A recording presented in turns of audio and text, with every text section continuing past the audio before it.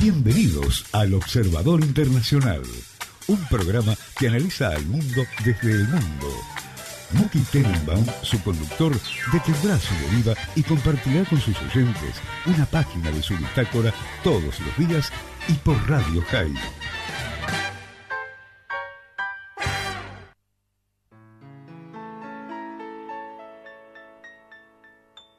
Ne me quittez pas, il faut oublier, tout peut s'oublier, qui s'enfuit déjà, oublier les temps des malentendus et les temps perdus, à savoir comment oublier ces heures qui tuaient parfois à coups des pourquoi, au cœur du bonheur. Ne me quittez pas, ne me quittez pas, ne me quittez pas, ne me quittez pas. Moi je t'offrirai des perles et des pluies venues des pays où il n'est plus bas. Je creuserai la jusqu'après ma mort pour couvrir ton corps d'or et de lumière. Je ferai un domaine où l'amour sera loi, où l'amour sera roi, où tu seras reine. Hola Muki, buenos días, ¿cómo andás? Buenas noches, desde acá, desde Bangkok, Tailandia. Son acá las 7:05. 19:05 hora local. El sol se puso a las 6:10 y desde la ventana de mi hotel veo toda la ciudad iluminada, una de las ciudades más manhattanianas que hay, que se parecen a Manhattan en New York, ¿no? ¿Cómo están ustedes? Bárbaro, Muki, bárbaro. ¿Sí? Es lo primero que digo en el día, así que por eso tengo la voz así. Lo primero que decís en el día. Lo primero que digo en el día después de decir Valentín Gómez y Boulogne-sur-Mer. Entendí. Bueno, ¿te quedaste dormido hoy? Sí, la verdad que sí. Venía durmiendo mal por los calores y hoy que aflojó un poco, me distraje y seguí de largo. Y eso que tengo el despertador en la muñeca directamente. Bueno, acá tenemos 35 grados, ahora hay 32. Hace mucho calor y es invierno. Y es invierno. En Tailandia, esto es invierno, sí. En verano hace más calor. Y es un calor porteño, es un calor americano, es un calor que uno pueda conocer, digamos. ¿Qué es un calor americano? ¿Un calor tipo de la hamburguesa? No, ¿Qué es un el calor de Nueva americano? York es un calor muy seco que viene de abajo, ¿no? ¿Te acordás que es un también, sí, es porque una porque el asfalto hierve, sí. Claro, no, acá hace calor, acá hay humedad, menos humedad en esta época, en el invierno hay un poco menos de humedad, de hecho casi no llueve en el invierno, en verano llueve más, la época de las lluvias, pero Bangkok no es una ciudad con muchas lluvias en general. Hoy cuando aterrizamos en el aeropuerto de Bangkok, me gustaría, es un aeropuerto gigante. Ahora, miren, yo estoy acostumbrado a aeropuertos, ¿sí? Y lo que se camina en ese aeropuerto para llegar de un lugar al otro es impresionante. Según las leyes tailandesas, la gente que viene de Sudamérica, es decir, que son ciudadanos en el extranjero, en Sudamérica, tienen que tener vacuna contra la fiebre amarilla. Si no tienen vacuna contra la fiebre amarilla, teóricamente no pueden entrar. A menos que hayan estado en las últimas por lo menos 2 semanas o 3 semanas fuera de Sudamérica, cosa que en nuestro caso, por supuesto, es así. De hecho, lo pueden testificar todos nuestros oyentes. Pero tenés que irte especialmente, tenés que pasar todo el aeropuerto de una punta a la otra, que deben ser más o menos 3 kilómetros, porque incluso dice las distancias, ¿sí? Entonces, más o menos unos 3 kilómetros tenés que caminar, 30 cuadras, desde una punta del aeropuerto a la otra punta del aeropuerto, a que te pongan un sellito, porque si no, no pasás inmigraciones. Después pasás inmigraciones, valijas y salís afuera, ¿no? Tienen un sistema, primero acá se maneja igual que en Inglaterra, es decir, con el conductor está del lado derecho del auto, ¿sí? Ujú. Igual que Japón, ¿sí? Igual que la India.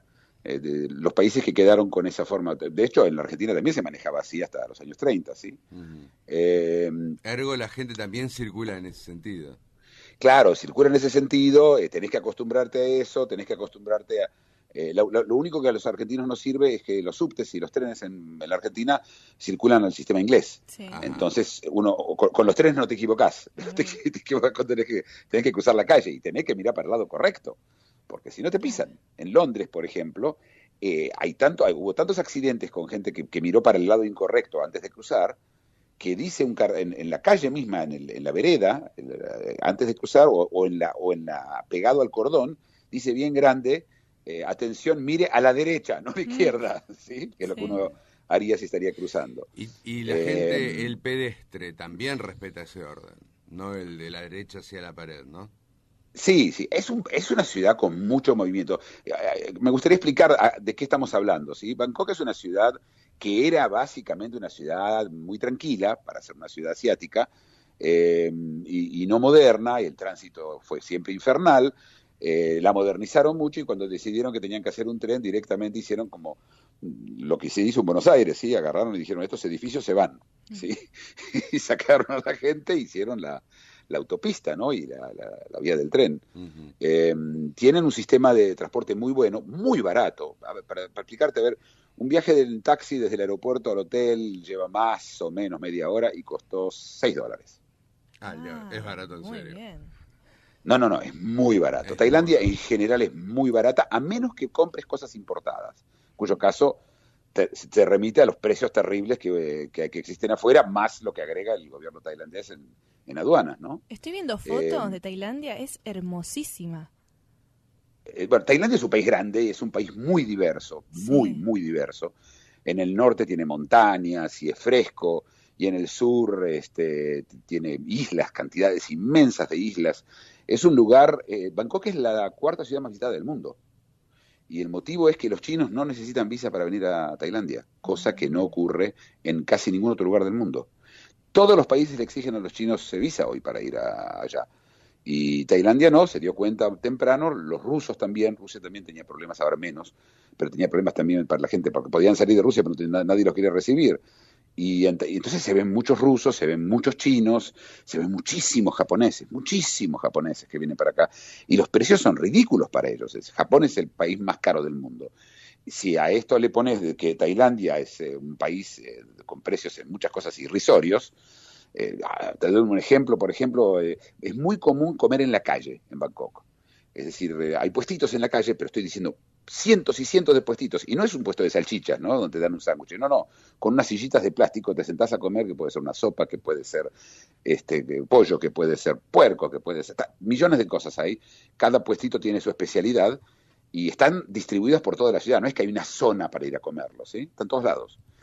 Y vos te sentás en esos puestitos y te comes una comida entera, es decir, un almuerzo, y te cuesta menos de $1, 90 centavos de dólar. ¿Y un fóbico cómo se lleva con eso? Muy bien, porque son tan limpios los tailandeses, pero tan limpios, que hace 2 años un diario inglés hizo un estudio y encontraron que la comida en la calle es más limpia que la comida en los restaurantes. Aparte, no hay donde esconder, ¿entendés? Claro. Vos ves al tipo lo que hace, vos ves lo que usa, vos ves cómo lo usa. Los tipos son muy limpios. Acá la gente se baña entre 2 y 3 veces por día. Son gente muy limpia.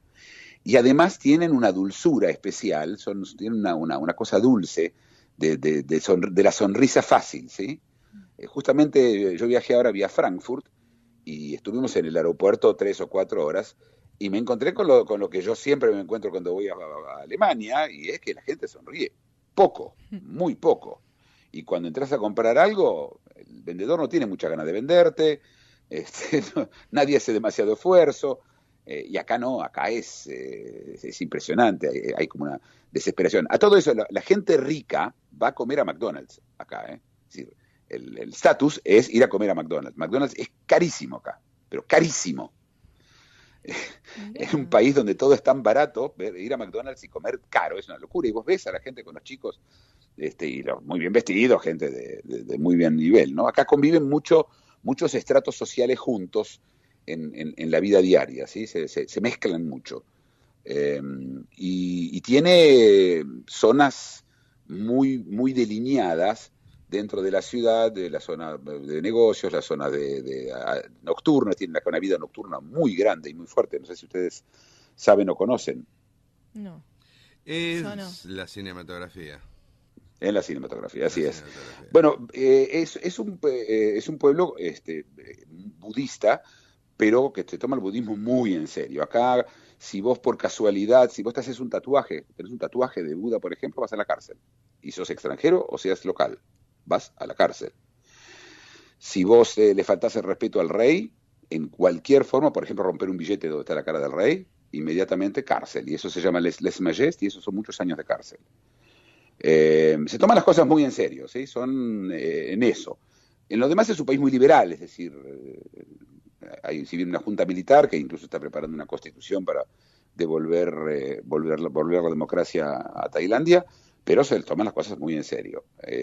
Y debo decir de que, viste, se puede andar por la calle a las 4 de la mañana sin ningún problema. En Tailandia siempre se pudo, con la Junta y sin la Junta, siempre se pudo. Fue siempre un lugar muy seguro. La última vez que yo estuve acá fue la bomba que hubo en Bangkok, y de hecho yo hablé con Radio High, me habían llamado... Recuerdo haberte oído. Así es, y estuve, bueno, y eso fue la última vez que estuve acá, fue el último día, un día antes de irme de acá. Y nosotros, a mí me gusta mucho la gente, me gusta pasear, me gusta, como te dije, comer en la calle. Es especial el lugar, es realmente especial, y hay gente de todo el mundo, en serio, de todo el mundo, y como te digo, es un lugar bastante bueno por lo barato que es, ¿no? También. Y la actividad de Bangkok es el tránsito, vida nocturna. No entendí la pregunta. La actividad, uno va a Bangkok depende de cada uno. Nosotros venimos a hacer, a pasear, a ver los lugares, a ir al barrio chino, a ir hay unos bares muy lindos que se ve toda la ciudad desde arriba. Hay también clubes para ir a bailar. Depende, lo que uno tenga ganas, y siempre hace calor. Esto es, digamos, el atractivo, ¿sí? Nunca hace frío, nunca. Eso también es un atractivo, y la familiaridad nos gusta, y aparte lo usamos de punto de salida para distintos viajes a distintos lugares. Mira, ¿por qué no nos vamos ahora al interludio musical y vamos a hablar de otras cosas? Hay varias noticias que creo que son importantes, y después al tema del día. ¿Qué te parece? De acuerdo, caballero. Muki Tenenbaum es el observador internacional. De lunes a viernes, recorre con sus análisis y reseñas los aconteceres y devenires del mundo, en exclusiva para Radio High. El Observador Internacional, de lunes a viernes, por Radio High. Un espacio en el cual Muki Tenenbaum, desde algún lugar en el planeta, analiza las realidades y desafíos del mundo contemporáneo.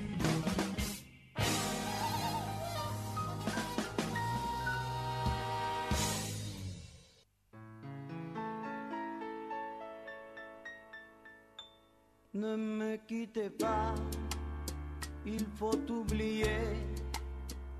Una oyente me comenta que le parece la música que escucha en el barrio chino, la que acabamos de escuchar. ¿Puede ser que sea un idioma similar? El hit del año 2015 en Tailandia, y es el estilo de música que se escucha en China también, y en Taiwán, y en Vietnam. Es la música, la forma esa, la forma melódica. Lo que pasa es que las palabras son en Thai, y es la globalización de Oriente. Claro. Es esto, ¿no? Lo que uno escucha de la música, y vamos a escuchar después otra más de las canciones tailandesas, y mañana escucharemos otras canciones de otros lugares de la zona. El tailandés, el idioma thai es un idioma difícil, muy difícil de aprender. Tiene tonos, es decir, el concepto, nosotros cuando hablamos hablamos en un solo tono. ¿Qué quiere decir un solo tono? Quiere decir que la palabra, por ejemplo, mamá o mamá, es lo mismo para nosotros. En los idiomas que tienen tonos, el A o el A, es decir, arriba, en el medio y abajo, sí, tienen un significado totalmente distinto uno del otro. Es decir, los homónimos no solamente no son homónimos desde el momento que tienen un tono distinto. El thai tiene varios tonos, el vietnamita tiene 23 tonos, el chino mandarín, el idioma que habla el inglés de China, por llamarlo así, el mandarín, tiene solamente 3 tonos, solamente. Yo les aviso que es muy difícil aprender a hablar con tonos, especialmente para nosotros, que no tenemos ninguna idea de cómo se habla en tonos. No así el japonés no tiene tonos. Igual mi madre algo de Oriente debe haber tenido en su momento, porque yo me daba cuenta qué significaba un Luis Alberto en un tono, Luis Alberto en otro tono más alto, y Luis Alberto en otro tono. Las madres me parece que hablan. Tu mamá era china. Y te dabas cuenta que significaba totalmente distinto que mi nombre en distintos tonos. Bueno, hoy vamos a hablar un poco de los vecinos de Tailandia, que son muy interesantes, y vamos a empezar con el vecino más exótico que tiene Tailandia, que es Laos. Laos es un país que se encuentra al este de Tailandia, al norte de Vietnam y de Camboya, en lo que todo el mundo llama el sudeste asiático, ¿sí? Ese grupo de países. Y es uno de los 3 países involucrados en la guerra de Vietnam. La guerra de Vietnam, que mientras se mantuvo en Vietnam durante un tiempo largo, y que luego, viendo los vietnamitas, especialmente los norvietnamitas, que para ellos se les hacía difícil mandar pertrechos del norte al sur, a donde ellos tenían las guerrillas, el Vietcong, utilizaron la ruta vía Camboya y eventualmente también vía Laos, y terminaron los 2 países siendo básicamente invadidos por un grupo comunista local en cada uno, ¿no? Los más famosos en Camboya son los Khmer Rouge o los tigres rojos, ese grupo que hizo un genocidio de mató 2 millones de personas, mientras que en Laos el grupo era bastante más moderado, se llamaba el Pathet Lao, y que sigue estando hasta el día de hoy en el gobierno en Laos. Es decir, es un país comunista, una vez más al estilo chino, ¿sí? Todo comunismo solamente en el nombre, porque a nivel económico son países capitalistas. Laos tiene un problema que no tiene ni Camboya, ni Vietnam, ni Tailandia, no tiene salida al mar. Está metido en el medio así, y esto no es un tema menor. En general los países que no tienen salida al mar tienen problemas serios, primero de comunicación, segundo de apertura hacia el exterior. Podemos tomar ejemplos en varios lugares del mundo donde los países como el Tíbet, por ejemplo, o Nepal, ¿sí? O Bolivia, o Paraguay, son países que no están abiertos al exterior porque no tienen un puerto. Hoy hay aeropuertos, pero en una época era el puerto o vía otro país, y la dependencia de los países que tienen de alrededor hace el tema bastante serio. Recordemos que Bolivia vive desesperada por una salida al mar, y no es un tema menor, no es porque ellos les gusta poder ir a la playa, es porque la salida al mar permite no solamente exportaciones, sino permite muchos movimientos de gente. Creo que hoy con los aeropuertos las cosas un poco cambiaron, pero Laos sigue siendo un país distinto al resto, y de hecho muy cerrado, muy poca gente lo conoce. Yo creo que incluso si yo digo el nombre Laos, muy poca gente sabe ni qué es ni dónde queda. La capital de Laos es Luang Prabang, y la ciudad más importante es Viet Nham. Son 2 ciudades, una de ellas es muy linda, tiene pagodas, también otra vez países con influencia budista. Yo creo que lo hablamos en su momento, pero quiero señalar la diferencia entre el budismo del sudeste asiático y el budismo que uno conoce de ver gente en la Argentina diciendo que son budistas, o del Dalai Lama. El budismo está dividido en varias áreas, y es así que hay un budismo que es más militante, es decir, que piensa en guerras y en ejércitos, y no es un tema de paz como en algunos otros lugares, y es una religión que tiene que ver como cualquier otra religión. El budismo es un budismo de rezos, un budismo de plegarias, es un budismo en el cual hay un Dios, lo cual es bastante contradictorio. Algunos de las escuelas budistas afirman de que no hay un Dios y que simplemente, es la naturaleza, la completicidad. No voy a entrar en los detalles del budismo, pero es importante entender que el budismo es un budismo de cosas. Por eso las estatuas de Buda son sagradas, y cualquier cerámica o algo que vos compres de Buda, si vos está rota o algo, es un acto criminal, porque se lo considera un desrespeto hacia Buda. Es decir, es un budismo militante, por llamarlo de alguna forma, ¿no? Y lo que hay que entender es que, a diferencia de Tailandia, que tiene una minoría musulmana en el sur, ni Laos, ni Camboya, ni Vietnam tienen minorías musulmanas. Son todos budistas. Bueno, hoy son países comunistas, es decir, es muy común en esos países comunistas, no en Tailandia, el ateísmo, ¿sí? Como concepto que está detrás en general de todo lo que tiene que ver con la religión y con el comunismo. La economía de Laos es una economía basada en la agricultura. Repito, es un país muy poco visitado, y yo te diría que junto con Bután serían los dos lugares a visitar en Asia si uno busca un lugar donde no haya gente, que no haya mucha gente, ¿no? En Bangkok hay millones de turistas, incluso en Vietnam hay muchos turistas, incluso en Phnom Penh y en Camboya, pero en Laos hay muy pocos visitantes, y el que quiere hacerse un viaje al pasado y a la tranquilidad de Laos probablemente es el lugar. En Laos hay una minoría muy interesante que se llama los Hmong, se escribe H-M-O-N-G, Hmong, difícil de pronunciar. Los Hmong viven en las montañas, son distintos y fueron perseguidos mucho en Laos, especialmente se resistieron al comunismo del Pathet Lao, y muchos de ellos emigraron a Estados Unidos. En Los Ángeles hay una comunidad importante de Hmong, y parece un chiste, ¿no? La palabra Hmong, ¿no? Pero es un país, repito, bastante primitivo comparado al resto. Y en este momento están tratando de vertebrarse en la economía del sudeste asiático, es decir, China, es decir, trabajar con China, ¿no? Y esto es Laos. Esperemos algún día que pueda transmitir yo desde ahí y contar un poco más detalles. Pero te hago una consulta. Sí.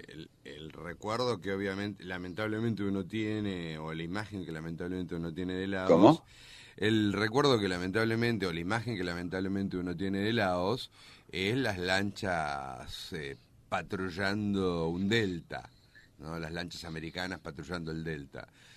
¿Laos es eso? ¿Es más que un delta? No, esa es la imagen que tenés de Camboya. De Camboya. Y eso es el famoso, es el río Mekong, que llega a Laos también, pero no hay un delta allá. Claro, porque me acuerdo sobre todo de Apocalipsis que tenía que atravesar el Mekong y llegando casi a Laos se encontraba el coronel. Casi a Laos. Bueno, porque Laos misma no es un delta. Laos, el río Mekong, que es el río que transcurre entre estos tres países, desde Laos hasta el límite entre Camboya y Vietnam, el delta del cual se habla es el delta entre Camboya y Vietnam. Pero lo que uno ve, las selvas esas, primero que vos sabés que Apocalipsis Now fue filmado en Indonesia, o en Filipinas, no estoy seguro, uno de los dos. Sí. Pero son selvas, sí, a ver, que nos quede claro. El lugar es montañoso, pero no hace frío, no nieva, ¿sí?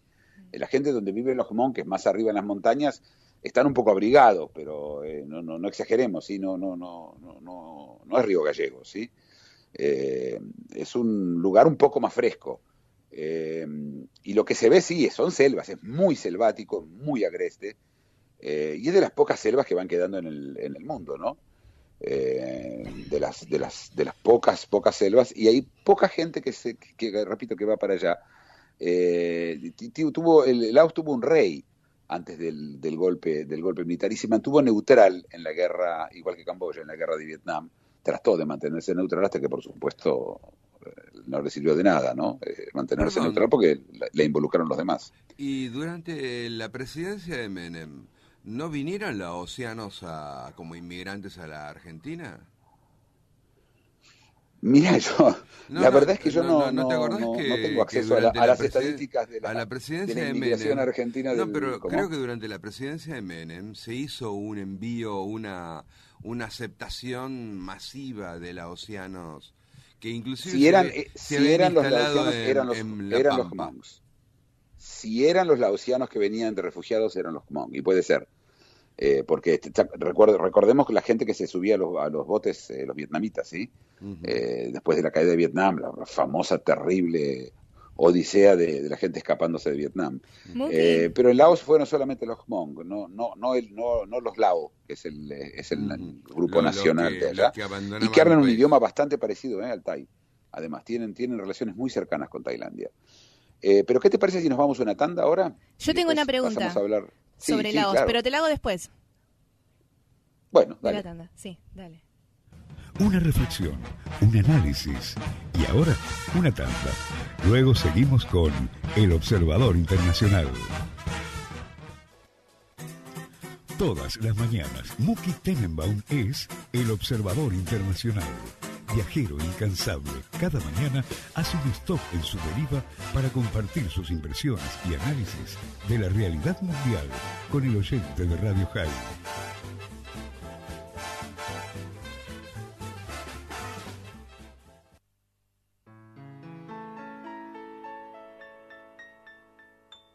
Ne me quitte pas, il faut oublier. Muki, si bien vos no estuviste en Laos, estaba viendo acá en un artículo que lo llaman Lan Sang, o sea que antiguamente era como la tierra de los elefantes. ¿Tenés idea claro, si por hay supuesto, elefantes? Sí. ¿Si hay muchos elefantes? Mira, yo te puedo decir que en Tailandia, por ejemplo, es el animal nacional, ¿sí? Y por lo tanto, y son del norte, claramente los elefantes no viven ahí en el sur porque los traen, pero son del norte y de hecho se usan para trabajar, es un animal de trabajo, como un caballo. Y hay muchísimos, es el animal nacional, es reverenciado acá. Yo he visto, por supuesto, como todos, ¿sí? Algunos lo tratan bien, otros lo tratan mal. Y sé que que Laos, por supuesto, una vez más, es un país que es limítrofe, que está en la zona esa, y supongo, sin saber con seguridad, de que también es allá un animal que se usa. Vos sabés que hay una diferencia entre el elefante asiático y el elefante africano. No sabía. Claro, especialmente en el tamaño de las orejas. El elefante africano tiene orejas mucho más grandes que las del asiático. Es un animal más grande el africano, que el asiático. Y los dos provienen del mismo animal desaparecido no hace mucho, que es el mamut, que es ese elefante gigante peludo, que vivía en Siberia. De hecho, se encuentran todavía de vez en cuando congelados. Mamut. Yo vi un mamut congelado, que encontraron un mamutito congelado, que lo encontraron, por supuesto, muerto, ¿no? Para que la gente no crea que lo revivieron. Que fue encontrado en la tundra y estaba en Francia, en una zona que es el Massif Central, en un museo especial que le hicieron. Fascinante el tema, ¿no? En general del mamut. ¿Lo conservaban en un freezer gigante? En Siberia, ahí estaba conservado en un freezer gigante, sí. Wow. Sí. Qué bárbaro. Sí. Pero en Siberia los encontraron congelados. Hay un cuento de Solzhenitsyn, el que fue premio Nobel de Literatura ruso y disidente ruso, cuando él estaba en los gulags, que encontraron un mamut y se lo comieron del hambre que tenían. En Siberia. ¿Cómo? Acá Tatiana hizo la tarea, googleó, y cometió un error. No vinieron durante la presidencia, vinieron durante el proceso militar. Y se instalaron en General Pico, La Pampa, los laosianos. ¿Y eran Hmong o no eran Hmong? No especifica los artículos que buscaron. Pero es interesante, la verdad. Pero vinieron durante el proceso militar. Algún día, si uno pudiera traerlos al programa, ¿no? Y hacerles un interview. ¿Qué te parece? Hay que ir hasta General Pico, a La Pampa. Hay que ir, bueno, sí, pero ellos pueden venir también, no es irse hasta General Pico. Pero bueno, se vinieron desde allá. Ya tenés miedo de que te vas a tener que ir hasta General Pico vos, ¿no? No, no me disgustaría ir a General Pico a visitar a los laosianos y pasear en elefante. Ay, qué lindo. No creo que haya elefantes en General Pico, Y ponerme las boleadoras, las boleadoras tailandesas. E invocarme a Buda antes de amansar un caballo. Vos sabés que el elefante mata más gente por año que ningún otro animal en el mundo. más que tigres, más que por supuesto tiburones. El animal que más mata gente en el mundo, el elefante. Accidentes de elefantes. Los elefantes cuando se enojan o entran a cabalgar, son un problema, ¿sí? Sí. Siguiendo esa línea, te agrego algo que a vos te va a encantar. El elefante fue el primer animal ejecutado en Occidente. Electrocutado. No podían sentarlo en una silla eléctrica, lo llamaron a Edison para electrocutarlo. Porque por accidente mató a... En realidad dicen que él maltrataba, el cuidador del circo maltrataba al elefante, en un ataque de ira lo mata, y la ley lo declara culpable y lo condena a la electrocución. Y Edison diseñó un dispositivo para electrocutarlo. Y está en YouTube, lo pueden buscar, el que le interese, está en YouTube, la ejecución por electrocución de la elefanta. Pero en YouTube, pero esto se filmó, Edison estaba... Se filmó, hay un film muy primitivo, todavía la máquina... Ya lo encontró Tatiana. Sí, qué rápido acá en internet. Anda bárbaro. Ya lo encontró Tatiana. Lo vamos a colgar si te interesa en la página de Observador. Es muy fuerte y la idea de que un animal... Me parece que lo que tenemos que hacer es colgar el link y el que lo quiera que lo vea. El link, sí. Colgar el video, me parece. No, claro. Pero es una locura la idea de... Es un animal... Es un animal especial el elefante, en muchos sentidos, primero por su tamaño. Saben que, por supuesto, la trompa tiene la fuerza de 120 personas. ¡Wow! Sí, es un animal portentoso. La gente que le gusta tener, digamos, leyendas sobre animales dicen que el elefante se pone de duelo cuando muere otro elefante y vuelven al cementerio de elefantes, el concepto de cementerio de elefantes, ¿no? El lugar donde los elefantes realmente se van a morir. Pero es simplemente una noción equivocada de cómo funciona un animal. Un animal básicamente es una computadora y no tiene duelos, no tiene sentimientos, no quiere a nadie, no odia a nadie. Es un ser que tiene un programa y que le permitió sobrevivir. Entonces el perro te va a mirar a vos con cariño y decir, el perro me ama. No, el perro no te ama. El perro, para poder sobrevivir, tuvo que poner esa cara. Ese que puso la cara sobrevivió y el que no se lo comieron los albatros. Es decir, lo que vemos es evolución, no es no para desmerecer, no lo digo para hablar, para decir, bueno, son tonterías o supersticiones, no, simplemente son hechos.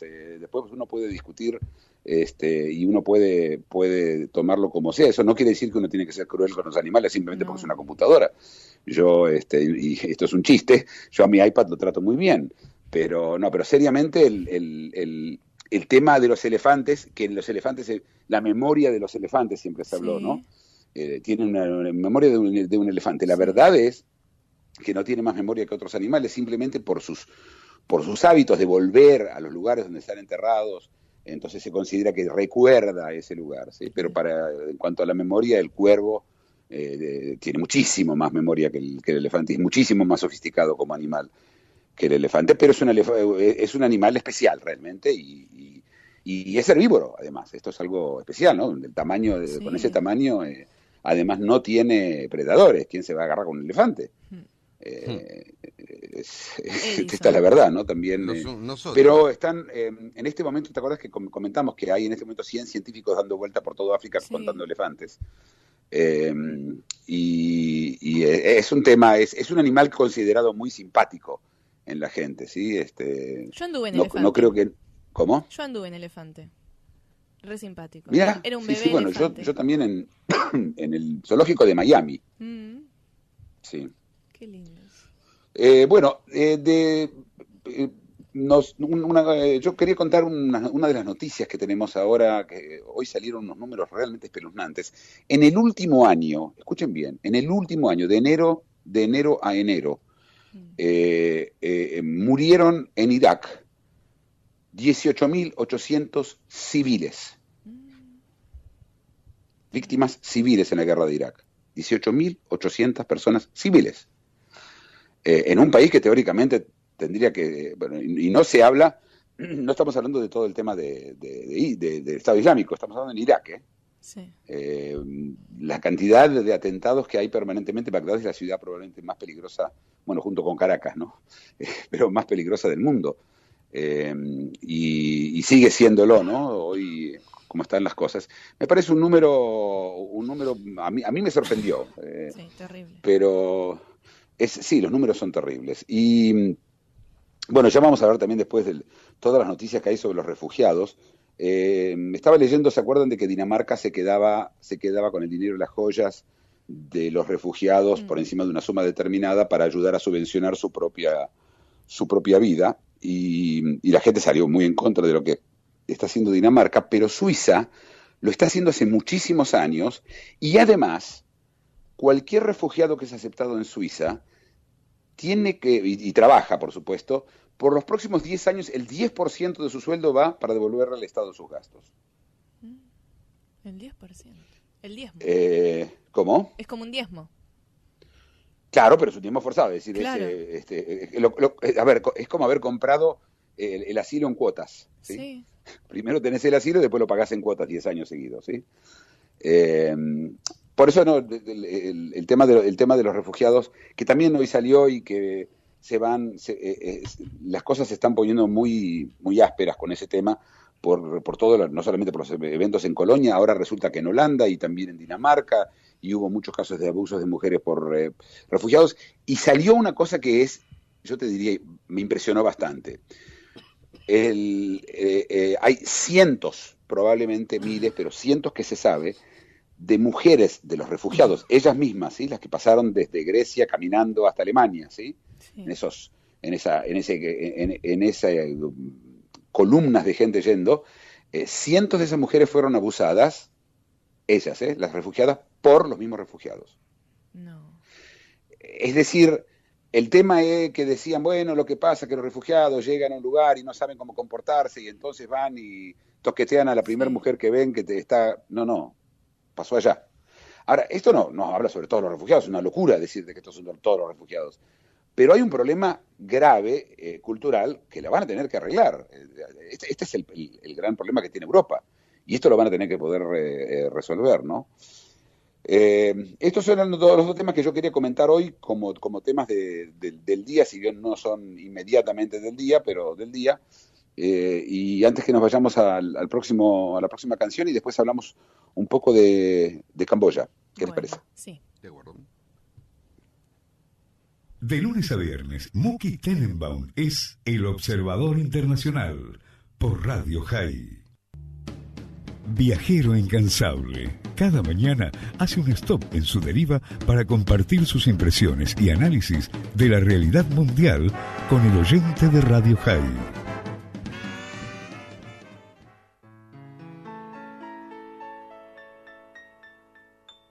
Ne me quitte pas. Il faut oublier. ¿Ahora viajamos a Camboya? Ahora, bueno, no viajamos, vamos a hablar de Camboya. Somos oyentes, Camboya. Nosotros viajamos. ¿Cómo? No somos oyentes. La capacidad maravillosa que tiene la radio es que escucha y uno viaja, uno va a los lugares donde se le narra. Bueno, vos sabés que desde el punto de vista, a ver, cuando el hombre moderno se hace moderno es porque puede empezar a planificar, ¿sí? A anticipar. Los americanos lo llamaron mental time travel, el viaje por el tiempo mental. Esto sería algo parecido, ¿no? Sería Sí. el viaje geográfico mental. Camboya. Camboya es un país bastante especial.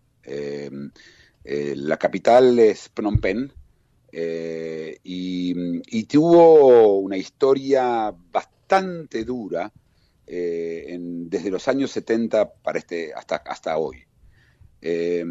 Camboya estaba manejada por un príncipe, y se mantuvo neutral, trató de mantenerse neutral durante la guerra de Vietnam, pero lo que ocurrió fue que los americanos decidieron bombardear Camboya para evitar que entren los vietnamitas, y con lo cual hubo una insurrección local, y el grupo comunista local, que se llamaba los Khmer Rouge, tomaron el gobierno. Cuando termina la guerra de Vietnam, Camboya está en manos de los Khmer Rouge, y estos son comunistas extremistas, mucho más allá de incluso de Mao. Eran realmente un grupo de gente directamente loca, porque se parece mucho a lo que estamos viendo hoy con ISIS. Decidieron de que el pueblo necesita tienen que reeducarlo, y mandaron absolutamente a todo el mundo a los campos a trabajar y a ejecutar todo lo que ellos consideraban que son personas que pueden atentar contra el régimen comunista, y toda persona que alguna vez fue comerciante, abogado, médico, cualquier cosa, cualquier profesión liberal, fueron ejecutados. Y los mataban para ahorrar balas, los mataban poniéndole una bolsa de plástico en la cabeza y ahogándolos. Hay una excelente película contada sobre la caída de Phnom Penh en manos del Khmer Rouge y un grupo de periodistas tratando de escaparse. Se llama The Killing Fields, no sé cómo se llamó en Argentina. Actúa el actor principal de Sam Waterston. ¿Cómo? Los Campos del Silencio. Bueno, en Los Campos del Silencio es una historia real, es terrible, y ahí se ve la locura y la barbarie a lo que puede llegar el ser humano en nombre de un ideal, ¿no? Sea el ideal que sea. Y murieron 2 millones de personas, y la verdad es que ese gobierno se mantuvo bastante tiempo. Nadie hizo absolutamente nada contra Camboya. Era bastante fácil deshacerse de ese régimen, si bien era un país, pero bueno, después de la guerra de Vietnam nadie tenía apetitos de meterse en conflictos, y finalmente, como estaban tan locos, se pelearon con Vietnam, que era el gran aliado, hasta que Vietnam un día se pudrió, que era aliado directo de la Unión Soviética, invadió Camboya y increíblemente liberó a Camboya de este régimen terrible, en el que al final, después de muchos años, en Camboya siguió habiendo, el príncipe siguió teniendo mucho poder, y Camboya finalmente llegó a elecciones, los vietnamitas se retiraron, hubo elecciones, y hoy hay un gobierno democrático liberal en Camboya. Pero Camboya quedó destruida, porque ustedes se imaginen que toda persona que tenía algún tipo de educación fue ejecutada, ¿sí? Sí. Y es un país pobre, ¿sí? Otra vez, los países del sudeste asiático tienen una agricultura de subsistencia, pero no más. No es África, no hay hambre, pero hay miseria, ¿sí? Camboya tiene unas ruinas, básicamente, que es lo que le da de comer a Camboya, que son las ruinas de Angkor Wat. Son unas ruinas de una civilización que no se sabe qué pasó con ella, que desapareció. Esto no es el único caso de ruinas de ese tipo. Hay los Sinagua en el sur de Estados Unidos y Petra en Jordania, ciudades abandonadas, una ciudad gigante, abandonada en medio de la selva. Tiene muchísimo turismo que vaya, dicen que es impresionante. Yo todavía no pude estar, estuve por ir varias veces y nunca lo logré, nunca me salió por estar ahí, pero conozco mucha gente que estuvo. Es un lugar fuera de serie, es único. Sí. El país es un país con altísimos niveles de corrupción, pero altísimos. Uno puede pensar al estilo México, ¿sí? Hoy. Pero aún así, un pueblo bastante sumiso, de trabajar. Tienen algunas industrias ahora, especialmente la rémora de la alta tecnología, lo más bajo de la alta tecnología, y también hay textil un poco, pero el país sigue siendo un país pobre, un país con muchos problemas, pero con un régimen democrático. El juicio que se le hizo a la gente del Khmer Rouge fue muy importante, fue un juicio largo, y en ese juicio se contaron cosas terribles. El que fue el jefe de los Khmer Rouge murió hace unos años en prisión, y lo difícil es poder sobrevivir después como país después de esto, ¿no? Se trata de además, y esto hay que explicar, que tanto Laos como Camboya como Vietnam son ex colonias francesas. Y esto es importante explicar porque lo contamos, ¿sí? Parte de Asia estaba en manos de los ingleses y parte en manos de los franceses. Entonces Vietnam, como dije, Laos y Camboya en manos de los franceses, Filipinas en manos de Estados Unidos, Singapur y Malasia en manos de Inglaterra, del Reino Unido, y Tailandia fue siempre independiente. De hecho, Tailandia, el nombre original es Siam, ¿sí? Que no tiene nada que ver con el Siam di Tela de Buenos Aires, ¿no? No. Pero sí la gente recordará al rey y yo. Claro, está basado en el rey de Tailandia. Tailandia fue siempre independiente. Era Jules Briner siempre. el rey. Así es. ¿Se acuerdan que hablamos de Etiopía como el único país que se mantuvo independiente en África? Siempre. Bueno, Tailandia es la Etiopía en ese sentido de Asia, ¿no? Nunca estuvo en manos de extranjeros, fuera de un tiempo los japoneses durante la Segunda Guerra Mundial, pero tampoco ni aún así era oficial. Eran satélites de Japón, pero no llegó a haber, nunca estuvieron dominados por terceros. La palabra, el nombre, hermanos siameses, viene de Tailandia porque la primera pareja famosa de hermanos siameses eran de ahí, eran de Tailandia, eran dos hermanos que vivieron muchos años. De hecho, uno murió con varias horas antes que el otro. Estuvieron casados, la historia también es muy interesante, pero de ahí viene el concepto de los hermanos siameses. De Siam, de Tailandia, ¿no? Y volviendo también, entonces, ¿cómo? ¿Los gatos siameses también? ¿O es otra cosa? Los gatos siameses, por supuesto, claro, es una raza de la zona, por supuesto, claro. Como el gato de Angora, sí. es un gato de Turquía, de lo que se llama Ankara. La capital es Angora. Y sí, claro, por supuesto, los animales van teniendo... las razas se las va identificando con el lugar de donde vienen o con otros, pero en general con los lugares. Y los camboyanos, como dices, como es un país muy corrupto, aún en niveles del sudeste asiático, es un problema para las inversiones. Los inversores no les gusta ir a un país donde todo tiene que arreglarse de alguna forma, especialmente porque ahora hay leyes, esto es importante, hasta hace 20 años, si un alemán quería invertir en un país donde había que pagar coimas, Egipto, por ejemplo, era muy conocido el bakshish, entonces ellos sabían de que había que pagar una coima, el Estado entendía eso y se descontaba de impuestos en Alemania. ¿Está claro? Es decir, un alemán que invertía en Egipto o en Camboya, ¿sí?, y tenía que pagar el 20% de un negocio como coima a alguien, ese 20% era un gasto reconocido para los impuestos. Es decir, era algo aceptado. Luego, con los años, para evitar esto, Estados Unidos pasó una ley muy importante que le prohibió a los americanos pagar coimas. Durante muchos años los americanos se quejaban porque eran los únicos que tenían prohibido, y finalmente la Unión Europea hizo lo mismo, y están prohibidos el pago de comisiones y de coimas, etcétera, y hoy se los persigue también por otros caminos con los bancos, etcétera.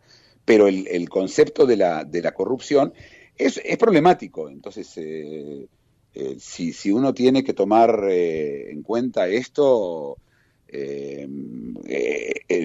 Camboya va a tener un problema serio para poder salir de donde está.